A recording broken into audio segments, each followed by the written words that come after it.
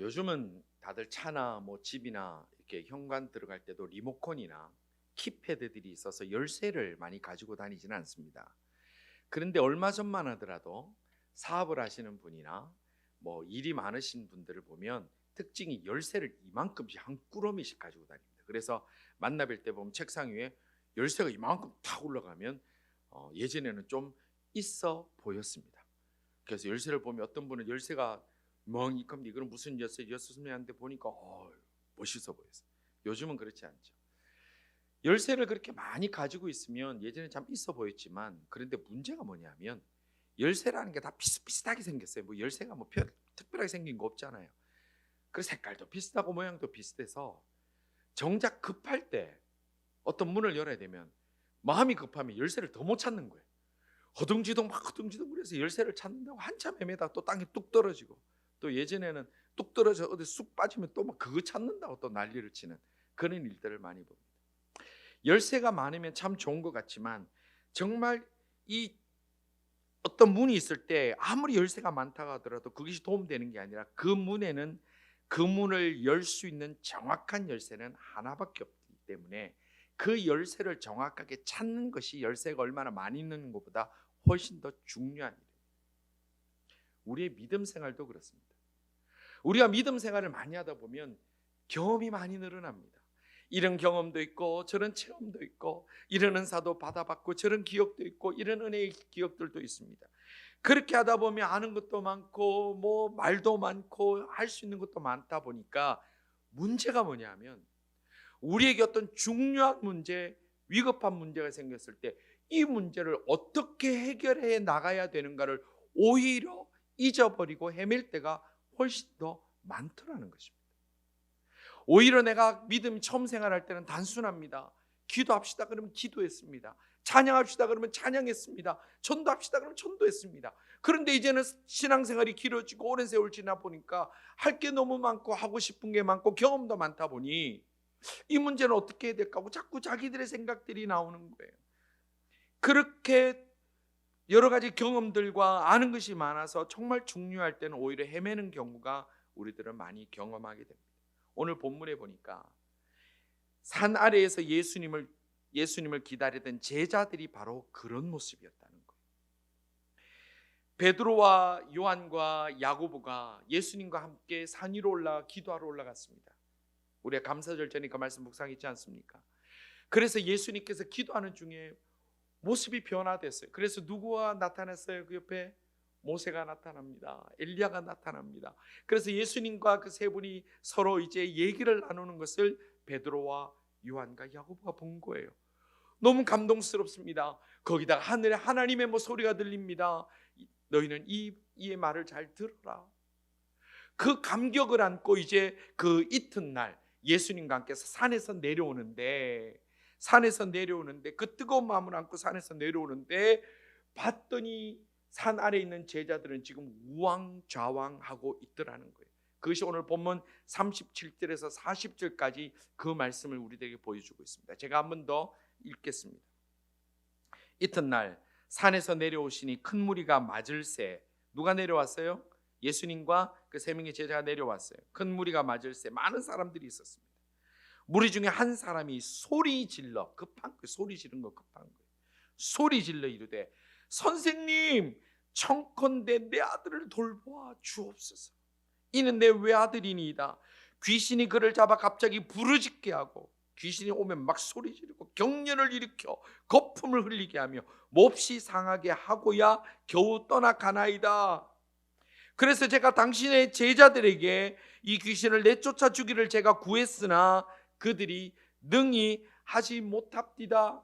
주님, 급합니다. 여러분들 지금 이게 평면적으로 글자를 읽으니까 차분하게 하는 것 같지만, 여러분들이 외아들이 있는데 귀신이 들려서 쓰러지고 다치고 입에 거품을 물고 소리를 지르고 정신을 못 차릴 때에, 여러분들 그 아버지의 소리가 어떤 소리였을까요? 울부짖는 소리. 울부짖는 소리. 여러분들도 그런 경험이 있으시잖아요. 그렇게 곱고 우아하던 어머니들이요, 아이들이 급하면 짐승 소리가 나요. 왜? 그게 부모지 않습니까? 이렇게 부르짖으면서 예수님 앞에 왔어요. 그러니까 지금 이미 이 상황은 지금 엉망인 거예요. 엉망. 이 아버지가 그 아들을 고쳐보겠다고 예수님이 계신 곳이라고 해서 그래서 그 아들을 데리고 왔는데 예수님 안 계신 거예요. 어디 가셨어요? 산에 올라가셨어요. 그래서 제자들에게, 남은 제자들에게 부탁했어요. 좀 고쳐주세요. 근데 제자들이 고쳤어요? 못 고쳤어요? 못 고쳤어요. 자, 여러분들 질문은 왜 못 고쳤을까요? 제자들 수준으로는 그 고칠 능력이 아닌가요? 그건 제자들 영역이 아닌가요? 그건 자기 분야가 아니어서 안 되는 건가요? 왜 못 고쳤죠? 근데 여러분들 우리가 기억하시겠습니다만은 이미 이 제자들은 놀라운 치유를 경험했던 제자들입니다. 우리가 지금 9장을 계속해서 지금 묵상하고 있는데 이 9장을 시작하는 1절에는 어떻게 말씀하고 있냐면 9장 1절에 예수께서 12제자를 불러 모으사 모든 귀신을 제어하며 병을 고치는 능력과 권위를 어떻게 했다고요? 주셨다고 그랬어요. 9장 1절 주셨다고 그랬어요. 이미 예수님이 주셨어요. 자, 그 다음에 그걸 가지고 그러면 아무 소용이 없었나요? 6절 그 능력 가지고 어떻게 했으면 6절에 이렇게 말씀합니다. 제자들이 나가 각 마을에 두루 다니며 곳곳에 복음을 전하며 병을 어떻게 했더라? 어떻게 했다고요? 안 믿으니까 소리도 안 나오죠. 고쳤어요. 고쳤더라. 이미 제자들은 병든 자, 귀신 들린 자 고쳤던 경험 있는 사람들이에요. 그런데 왜 이들이 예수님 없을 때는 못 고쳤을까요? 이유가 뭘까요? 우리가 무슨 와이파이 존처럼 예수님하고 가까워지면 잘 고쳐지고 멀어지면 안 고치면 무슨 와이파이입니까? 예수님의 그 능력이? 왜 못 고쳤죠?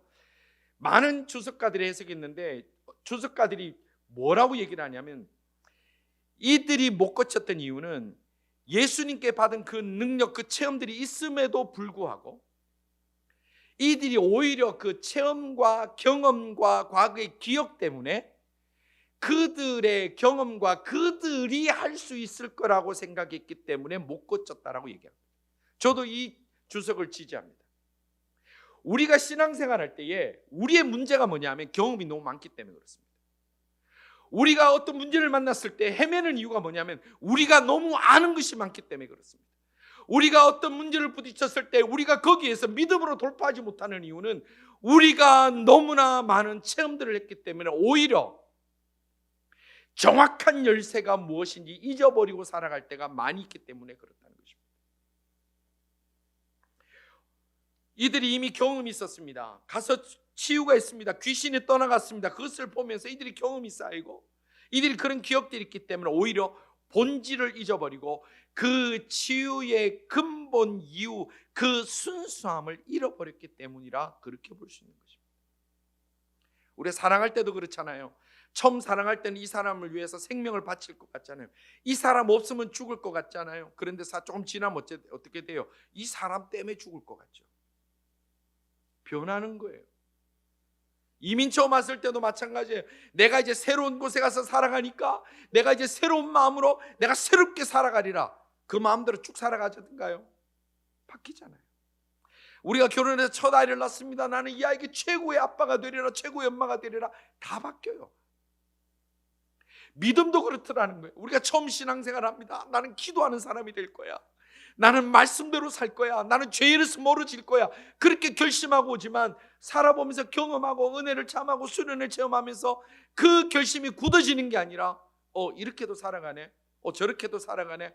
이렇게 하니까 직분을 빨리 받네. 저렇게 하니까 뭐가 되네. 라는 순수하지 못하는 껍데기의 때들이 우리 신앙 속에 너무나 많이 묻어버리기 때문에 그 간단하고 본질적인 복음의 능력을 잃어버릴 때가 우리가 얼마나 많은지. 중요한 문제가 다가오고 급박한 상황 만나면 엉뚱한 열쇠로 자꾸 연락을 하는 거예요. 삶에 만나는 어려움이 있는데 자꾸 엉뚱한 걸로 해결하려고 그래요. 믿음이 있는데, 경험이 있는데, 체험이 있는데 자꾸 엉뚱한 것을 하는 거예요. 그래서 둥지둥굴입니다. 그런 오늘 우리들의 모습과 제자들의 모습을 보신 예수님께서 뭐라고 말씀하시느냐? 41절에 주님의 말씀이 있습니다. 그 허둥지둥 아무것도 하지 못하는 제자들에게 예수님 하신 말씀이, 예수께서 대답하여 이르시되 믿음이 없고 패역한 세대여, 내가 얼마나 너희와 함께 있으며 너희에게 참으리요. 내 아들을 이리로 데리고 오라 하시니 아멘. 이미 거기 많은 무리가 모여 있는데 12명 마이너스 3 그러면 다른 12제자 중에 몇 명 남아 있어요? 9명. 9명만 있는 게 아니라 많은 사람들이 있었어요. 이 사람들은 어떻게 보면 예전부터 예수님을 따라다녔고 베세다 들판에서 오병이의 기적을 먹었고 죽어가는 자들이 살아나는 것을 보았고 치유된 걸 보았던 그 많은 사람들에게 주님이 하시는 말씀이 믿음이 없고 패역한 세대요라고 안타깝게 외치시는 거예요. 예수님이 이들에게 외쳤을까요? 아니, 오늘 저에게 그렇게 외치시더라고요. 믿음이 없고 패역한 인간아, 믿음이 없고 패역한 인간아. 얼마나 두려운 말씀이죠. 왜 믿음이 없어요? 내가 집사인데, 내가 교회생활 30년 했는데, 내가 목사인데 내가 왜 믿음이 없어요? 왜 그럴까요? 왜 그렇게 말씀하실까요? 왜 주님이 우리를 향하여 그리고 남은 제자들을 향하여 믿음이 없다고 통탄하실까요? 정말 제자들이 믿음이 없습니까? 정말 제자들의 믿음이 하나도 없다고 생각하십니까? 문제는요, 우리가 생각하는 믿음이 있다는 수준과 예수님이 요구하시는 믿음의 수준이 다르다는 것이 핵심입니다. 어떤 어머니가 놀이동산 가서 어린 아들을 잃어버린 거예요. 그래서 미아보호소 가서 얘기를 해요. 우리 아들 잃어버렸어요. 그럼 미아보호소 뭘 물어봐요? 인상착의 물어봐요. 옷은 뭐 입었습니까? 키는 얼마 됩니까? 얼굴 어떻게 생겼습니까? 그러면 어머니가 얘기를 한 게 우리 아들은요, 똑똑하고요, 잘생겼고요, 귀티가 나고요, 멋있어요. 그 아들 절대 못 찾아요. 왜냐하면 그건 엄마가 보는 기준이에요. 그런데 찾아야 되는 사람 보면요, 생각에는 관점 전혀 달라요. 왜냐하면 똑똑하고 귀티가 나고 잘생기고 현명한 놈은요, 길 안 잊어버려요. 그 어리숙하니까 잊어버려요. 기준이, 엄마가 볼 때는 얘가 있어야 제일 똑똑해. 다만 뭐만 안 했다? 공부를 안 해서 그렇지 얘는 똑똑하대. 여러분들 그 얘기 다 들었죠? 내가 늘 말씀드려, YKM이라도 대답 좀 하고 삽시다. 한 사람 일을 세울까요? 여러분 엄마들 다 그렇게 네가 머리는 좋은데 네가 공부를 안 했어 이런 게 조금만 하면 돼. 그런 얘기 다 들었죠? 여러분만 들은 게 아니라 저도 들었고 다 들어서 그런다. 그건 엄마 생각이야. 선생님들은 다르죠. 너는 해도 안 돼 라는 애들이 더 많아요.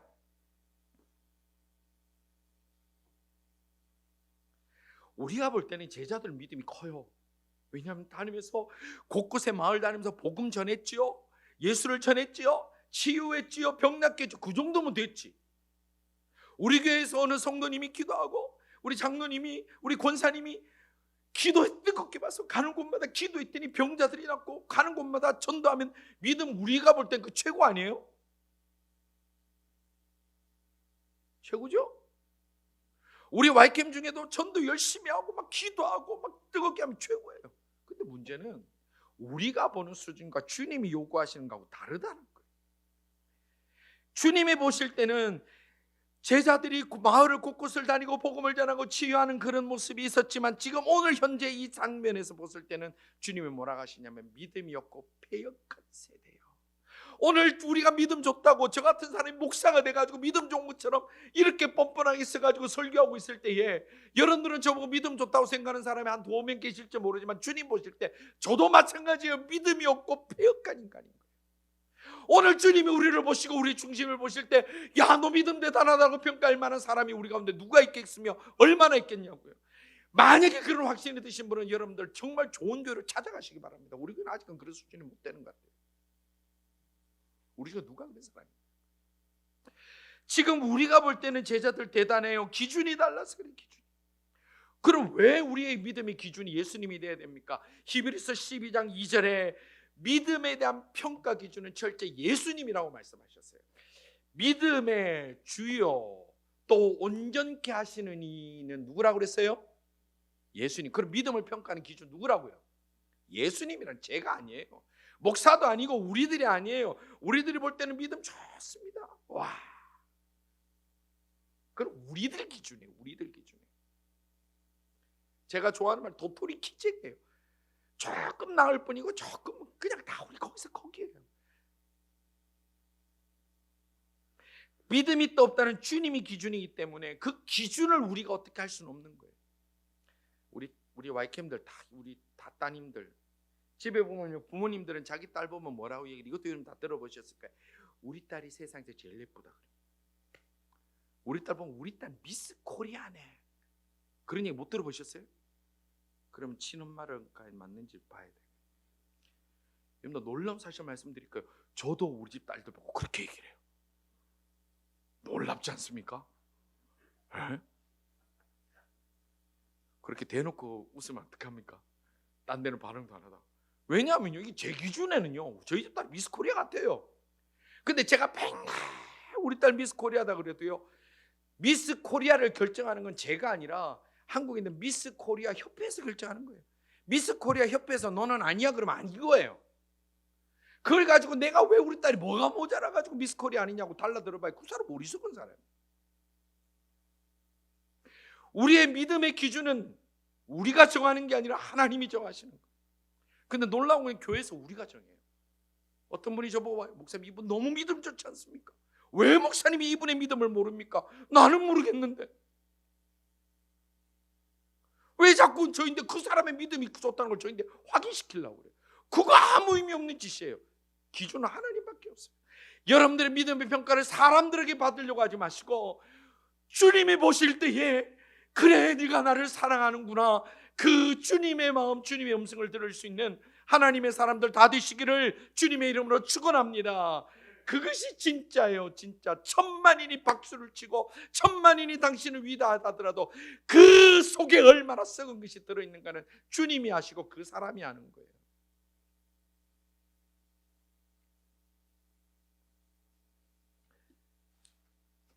예수님께서 지금 제자들과 그리고 오늘 우리들을 향하여 믿음이 없는 패역한 세대라고 한탄하고 계시는데, 그러면 어떻게 해야, 그럼 어떻게 하면 믿음이 좋죠?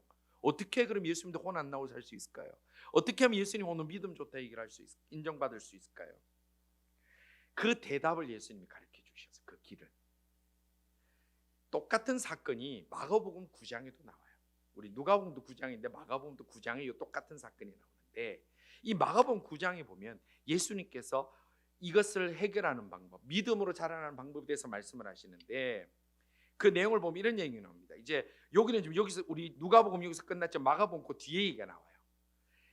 그 사람들 많은 데서 제자들이 그래 혼났으니까 부끄러울 거 아니에요. 그렇잖아요. 제가 만약 여기서 딱 서가지고 우리 YCAM 회장 탁 이렇게 불러가지고 너는 왜 그래 믿음이 없어 너는 이 패역한 인간아 라고 얘기를 했다면 가정인데 그 얼굴을 붉힐 필요는 없어요. 그래 했다면 예배 나오고 나서 얼마나 부끄럽겠어요. 제자들이 부끄러웠던 거예요. 그래서 성경에 보니까 이제 집으로 이제 밤에 갔어요. 그래서 제자들이 예수님 앞에 조용히 물어봤다. 다른 말로 뭐 기가 팍 죽어가지고 이제 그 혼났으니까 기가 팍 죽어가지고 예수님 앞에 그러면 우리가 어떻게 해야 됩니까? 물어봤어요. 마가복음 9장 28절에 그렇게 나옵니다. 집에 들어가심에 제자들이 조용히 묻자오되, 이 조용히 묻자는 건 뭐라고요? 기가 팍 죽어가지고 눈치 살살 보면서 오늘 혼났으니까 조용히 묻자오되 우리는 어찌하여 능히 그 귀신을 쫓아내지 못하였나이까. 이건 귀신 쫓아내는 문제로 한결되는 게 아니에요. 우리가 왜 믿음이 없다고 주님 앞에 얘기 들었습니까? 이유가 뭘까요? 주님 기가 죽어서 얘기한 거예요. 그때 주님께서 중요한 답을 주셨어요. 29절, 우리 29절은 다 같이 읽어보기로 원합니다. 다 같이 읽겠습니다. 이르시되 기도 외에 다른 것으로는 이런 종류가 나갈 수 없느니라 하시니라. 아멘. 우리 목소리밖에 안 됩니까? 한 번만 더 읽어보겠습니다. 시작. 이르시되 기도 외에는 다른 것으로는 이런 종류가 나갈 수 없느니라 하시니라. 아멘. 믿으시는 분들 아멘 하시기를 바랍니다. 우리가요 뭐를 통해서 믿음을 하나님 앞에 인정받을까요? 목사는 자동으로 믿음 좋은가요? 천만의 말씀이에요. 신앙생활 30년 하면 자동으로 믿음 좋은가요? 천만의 만만의 말씀이에요. 기도하는 자, 하나님과 대화하는 자, 나의 크고 작은 모든 것을 주님 앞에 다 내어놓는 자, 주님 앞에 그 음성을 듣고 살아가는 자, 그 사람이 하나님 앞에 믿음 있는 자라 인정받는 것이고 주의 능력을 체험할 수 있는 거예요. 기도 외에 우리가 그리스도인으로 살아갈 수 있는 능력의 원천이 어디가 있을까요? 어디가 있을까요? 이것이 믿음에 대해서, 이것이 문제에 대해서 딱 맞는 열쇠가 바로 믿음이라고, 기도라고 주님이 말씀하시면서 다른 열쇠는 없다, 다른 기도는, 다른 방법은 없다, 기도 외에는 다른 것으로는 네가 의지를 가지고 노력한다고 되는 거 아니야. 그 되는 거 아니야. 제가 중학교를 갔더니요, 중학교를 가면 여러분들 기억하시는 분 많을 거예요. 참고서라고 완전 정복 아십니까? 요즘은 없지요. 옛날에 완전 정복에서 사진 앞에 딱 그림이 있어요. 뭐 있어요? 자크 루이 다비드라는 거의 뭐 궁중화가처럼 그 나폴레옹 전문 화가가 그린 그 나폴레옹이 흰 말을 이렇게 타고 마른 앞발 들고 이렇게 알프스산 넘어가는 그림 아시죠? 완전 정복 아신 분은 뭐 얘기하면 딱 알아들어요. 완전 정복. 뭐 수학 완전 정복, 수학 완전 정복, 영어 완전 정복, 국어에 전부 다 사진 딱 그 그림이 딱 있어요. 거기 보면 뭐라고 하냐면 불가능은 없다. 나폴레옹 그랬대요. 잘은 모르겠는데 그랬대요. 불가능이 없대요. 그래서 뭐냐면 불가능이 없으니까 이 참고서를 열심히 공부해서 영어를 완전 정복해라, 수학을 완전 정복해라. 여러분도 공부 그걸 하셨잖아요. 아, 그 참고서 모르세요? 그래서 공부가 잘 안 됐나요? 거의 뭐 교과서보다 더 봤어요. 그 교과서보다 더 본 거예요. 완전 정복. 이거 모르는 분으로서 완전 정복. 여러분들 생각해 보십시오. 불가능은 없다. 예, 우리의 많은 부분에서 불가능이 없을 수 있습니다. 알프스산도 넘어갈 수 있고 유럽도 전쟁으로 이길 수도 있겠지요. 그러나 자신의 의지와 노력으로 다 되는 것이 아니라는 것을 우리가 인생을 살아보면 다 아시지 않습니까? 내 의지를 가지고 다 해결되든가요? 내 노력으로 다 되든가요? 내가 한번 굳은 결심을 가지고 불가능이 없다고 도전했더니 그게 다 이루어지든가요? 아무리 인간이 확고한 신념을 가지고 살아가도 인생은 결코 내 뜻대로 되는 것 하나도 없습니다. 특별히 인생의 생로병사 문제, 자기 뜻대로 됩니까? 영혼의 문제, 의지를 가진다고 되나요? 영적인 문제, 내가 노력한다고, 내가 묵상한다고 되나요? 우리의 의지와 결단으로 결코 완전 정복할 수 없는 것이 우리 인생에 너무 많은 거예요. 어른들 만나서 사업을 하시거나 일을 하시는 분들 아무리 노력해도 저 사람이 결정 안 하면 나는 아무것도 못하는 일들이 우리 삶의 거의 대부분이에요. 오히려 우리가 의지를 다지고 결단하고 많은 경험이 지금 제자들이 난관을 만난 것처럼 오히려 그 문제를 해결할 때 방해되는 것이 얼마나 많은지 몰라요. 내 경험 때문에, 내 의지 때문에, 내가 바라보는 그 심지가 굳고 변하지 않는 그 고집 때문에 우리가 망하는 길로 걸어갈 때가 얼마나 더 많은지 모릅니다.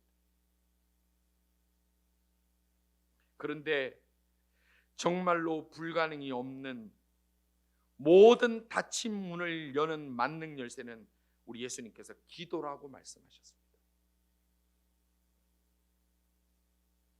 성도 여러분, 우리가 지금 어려운 난관들이 있습니까? 해결 안 되는 것이 있습니까? 예, 그것이 인생입니다. 그러나 하나 더 기억해야 될 것은 그것이 끝이 아닙니다. 끝이 아닙니다. 우리 그 문제 앞에서 우리 함께 기도로 함께 나갑시다. 무시로 기도하십시오. 9시에 기도하십시오. 그리고 식사 기도 안 하는 사람은 응답받을 생각도 하지 마세요. 그거는 욕심 중에 제일 큰 욕심이에요. 그 기도할 수 있는 귀한 시간에도 하나님 앞에 안 찾으면서 무슨 하나님의 도움을 누리겠습니까? 그런 기도하는 시간마다 하나님 앞에 엎드리십시오. 그러면 하나님의 놀라운 역사가 일어나게 될 줄로 믿으시기를 주님의 이름으로 축원합니다. YCM도 기도하세요. 식사 기도 때마다 기도하세요. 그거는요 어마어마한 무기예요. 누가 나보고 너 묻지도 않는 가서 나 예수 믿어, 나 교회 다녀, 그러기 쉽지 않잖아요. 그러나 같이 모였을 때 다 밥 먹을 때 나 기도해 딱 손 모으고 기도하면 그거 하나님이 보셔서 얼마나 기뻐하시겠어요. 얼마나 기뻐하시고, 그거보다 더 강력한 커밍아웃은 없어요. 그거보다 어떻게 더 강력해? 기도하는 게 죄가 아니고 기도하는 게 미안한 게 아니잖아요. 잠깐만 내 기도 잠깐 할게. 기도하고 먹을게. 그것도 못하면서 그것도 안 하면서 무슨 응답을 받고 무슨 역사를 체험하겠냐. 기본 중에 기본이거든. 오늘날 이 시대 우리가 신앙생활하는데 가장 큰 비극 중에 하나는요, 아무리 오래 신앙생활 하더라도 갑자기 대표기도 시키면 기도 안 할 수 있는 분들이 많지 않다는 거예요. 여기 너무 놀랍지 않습니까? 저희들은 주일학교 다닐 때 교회 1, 2주만 나와도요 다 대표기도해서, 물론 말은 안 맞지만 그래도 했어요. 왜냐하면 교회 나오면 대표기도하고 사람들 앞에 기도하는 게 당연했으니까. 제가 처음에 그것도 모르고 목회 초기에 뭐 사람들 모여있을 때 무슨 집사님 기도해 주세요 그래 눈을 감고 기도했어요. 근데 1초가 지나도 5초가 지나도 10초가 지나도 막 기도가 안 나와. 그래서 여기 있다가 눈을 싹 떠봤더니 집사님이 얼굴이 빨개. 나를 보면 뚫어지라가 보면서 이러고 있는 거예요. 뭐예요? 무슨 얘기예요? 아이 좋아라. 못하겠다. 그러니까 저만 옆에 한 사람이 다 눈을 싹 다 뜨고 보는 거예요. 너무 놀랐어요. 저는 그렇게 저를 향하여 뜨거운 얼굴로 손을 흔드는 거는요, TV에서 남북 이상가족들 헤어질 때 외에는 본 적이 없어요. 막 진짜 처절하게 손을 흔들어요. 여러분 그거 비극이에요. 비극.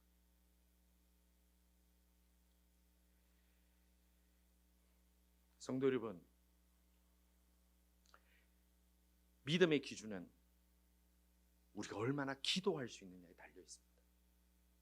기도는 하나님과 대화하는 시간입니다. 얼마나 이 사람을 사랑하느냐는 어디에 달려 있습니까? 만남의 시간에 분량 달려 있는 거예요. 연인들은요 밥 안 먹고 잠 안 자도 둘이 만나고 있어요. 믿음의 사람은 하나님과 기도하는 시간이 달라져요. 하나님과 기도함을 통해서 우리 주님이 기뻐하시는 기도의 분량까지, 믿음의 분량까지 자라날 수 있는 우리 모든 하나님의 사람들 다 되시기를 주님의 이름으로 축원합니다. 주님의 이름으로 축원합니다. 기도 외에는 오늘 우리가 만나는 이 현실의 문제, 내 눈앞의 문제를 넘어갈 수 있는 것이 없습니다. 제 얘기가 아니라 우리 주님이 하신 말씀입니다. 그래서 빌립보서 4장 6절에 보니까 바울을 통해서 우리 하나님께서 주신 말씀이, 너희는 아무것도 염려하지 말고 모든 일에 기도와 간구로 너희 구할 것을 감사함으로 하나님께 아뢰라. 너희는 아무것도 염려하지 말고. 여러분들 세상 살다 보면 두려운 게 얼마나 많아요. 무서운 게 얼마나 많아요. 저도 너무 두려운 거 많아요. 무서운 거 많아요. 그런데 염려하지 말고, 이 염려하지 말고 영어 성경이 참 기가 막히게 해놨어요. anything 염려하지 말고, 그리고 everything 기도와 간구하라 그래놨어요. anything 염려하지 말고 everything 기도와 간구하라. 성도 여러분, 우리가 예수님께서 기도로 무장돼서 믿음의 사람이라 되어가신 이 말씀처럼 이번 한 주 또 우리가 앞으로 가는 동안에 기도를 깊이 눈 뜨고 기도하고, 화장실 들어가서 화장실 들어가서 뭐 게임하고 앉았지 말고 그거라도 아이고 하나님 제가 벗어서 부끄럽나이다. 우리가 무슨 마담도 아니고 뭐 괜찮아요. 샤워하면서도 샤워하면서 뭐 할 거 아니잖아요. 샤워하는 그 시간 동안, 예? 우리 형제들은 샤워하면서 기도하는 시간 좀 적겠죠. 샤워를 잘 안 해서 그러나. 자매들 얼마나 길어요. 그 길고 긴 시간. 기도 뭐 하세요 거기서? 샤워하면서. 얼마나 좋아요. 그냥 그 눈 감고 기도. 하나님이 기준, 하나님이 기뻐하시는 그 기준에 가까이 다가감으로 인해서 우리가 만나는 모든 두꺼운 문, 아무리 문이 이만큼 철문이라도요, 요만한 열쇠 하나 제대로만 꽂으면 확 열립니다. 하나님께 주시는 그 기도의 열쇠 가지고 여러분들이 만나는 그 어떤 난간과 환난 가운데서도 그 문 활짝 열고 나가서 주님께서 인정해 주시는 기도의 사람, 믿음의 사람으로, 그래서 주님 만나는 그날, 주님 우리 평소에 많이 만났잖아요. 하나님, 그렇게 우리가 두 손 들고 주님 찬양하면서 하나님 나라 올라갈 수 있는 살아있는 그리스도인, 주님이 인정하는 그런 그리스도인으로 살아가는 우리 모든 인생들과, 기도하는 우리의 가정들과, 기도 많이 하는 우리 믿음 공동체가 될 수 있기를 주님의 이름으로 축원합니다. 기도하며 하늘 문을 열기를 원하시는 분들 아멘 하시기를 바랍니다. 하나님 다 들으셨습니다. 기도하시고 주님 앞에 나아가는 우리 모든 성도들 다 될 줄로 믿습니다. 기도하겠습니다. 하나님,